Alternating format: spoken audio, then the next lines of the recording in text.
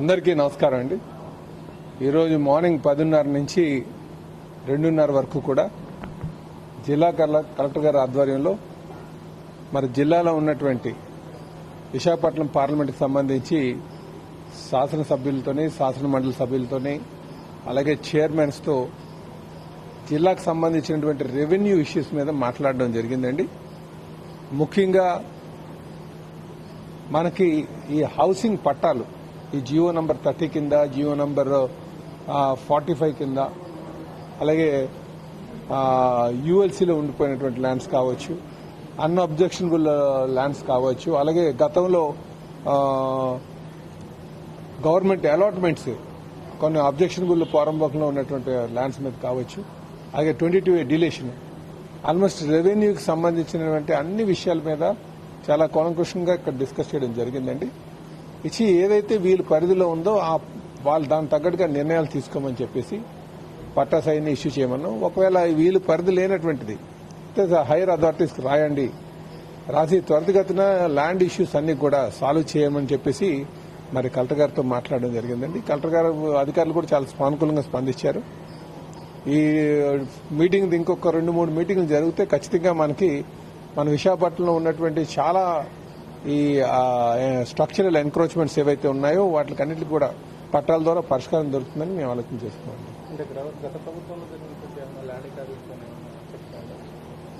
Land grabbings మీద దాని మీద అలాగే విజిలెన్స్ అయ్యే యాక్షన్ తీసుకుంటుందండి. ఎక్కువగా డిస్కషన్ అయిందైతే మాత్రం ఇక్కడ హౌసింగ్ మీద అయింది.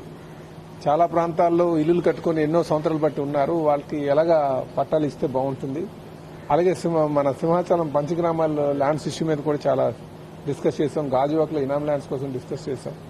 అలాగే గవర్నమెంట్ అలాట్ చేసింది, గవర్నమెంట్ ఎంప్లాయీస్ కే కోఆపరేటివ్ సొసైటీలకి అలాట్మెంట్ చేసినటువంటి ల్యాండ్లు ఆన్ పేమెంట్ బేసిస్ అనమాట. అబ్జెక్షనబుల్ ఒకసారి గవర్నమెంట్ ఇచ్చింది, రిజిస్ట్రేషన్ చేసింది, మళ్ళీ 22లో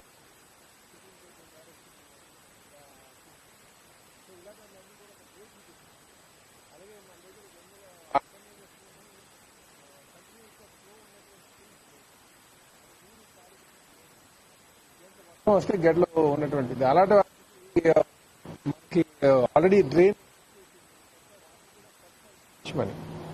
దీనివల్ల ఏమవుతుందంటే ఈ పరిష్కారం లేకుండా ఉండిపోవడం వల్ల ఎవరైనా ఇల్లు కట్టుకోవాలన్నా సరే అనేక ఇబ్బందులు పడాల్సి వస్తుంది. గవర్నమెంట్కి రావాల్సినటువంటి మనీ రాకుండా అనాథరీగా కట్టుకోవాల్సిన పరిస్థితి వస్తుంది. సో వీటికి హౌసింగ్ ఈ రోజులో చాలా డిమాండ్ ఉంది కనుక అవి ఎక్కువగా ఈ భూ తగాదులతో గవర్నమెంట్ వాటిలో ఉన్నటువంటివి కనుక వాటికి పట్టాలు త్వరితగతినిచ్చి వీటికి ఒక పరిష్కారం చూపించాలని చెప్పేసి ఎక్కువ మంది శాసనసభ్యులు మాట్లాడడం జరిగింది.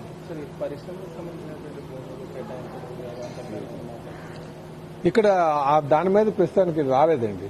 మేము మాట్లాడింది ఏంటంటే మా గాజువాక ప్రాంతంలో యారాడకొండ ఉంది, దాని మీద ఒక 450 ఎకరాలు ఉంది. అలాగే యారాడ విలేజ్ కూడా చాలా బాగుంటుంది. ఐటీ అన్ని కూడా మీరు అటు ఆనందపురం అటు పట్టుకెళ్లిపోతున్నారు, మా గాజువాక వైపు కూడా రండి అని చెప్పేసి మేము చెప్పడం జరిగిందండి. ఎందుకంటే ఈస్ట్, వెస్ట్, నార్త్, సౌత్ ఎక్కడ కూడా ల్యాండ్స్ లేవు.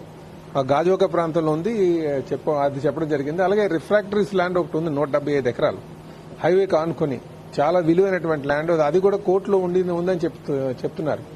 ఇలాంటి వాటి మీద ఏవైతే కోర్టు కేసుల్లో ఉన్నాయో వాటి మీద కూడా ఎప్పటికప్పుడు రివ్యూ చేసి దానికి గవర్నమెంట్కి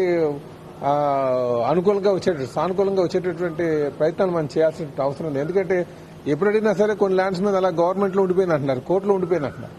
కోర్టును సాగుగా చూపించి ఎన్ని సంవత్సరాలు ఉంచుతారు? వాటి మీద కూడా పూర్తి డీటెయిల్స్ అన్ని ముందు పెట్టమని చెప్పి కూడా చెప్తున్నారు.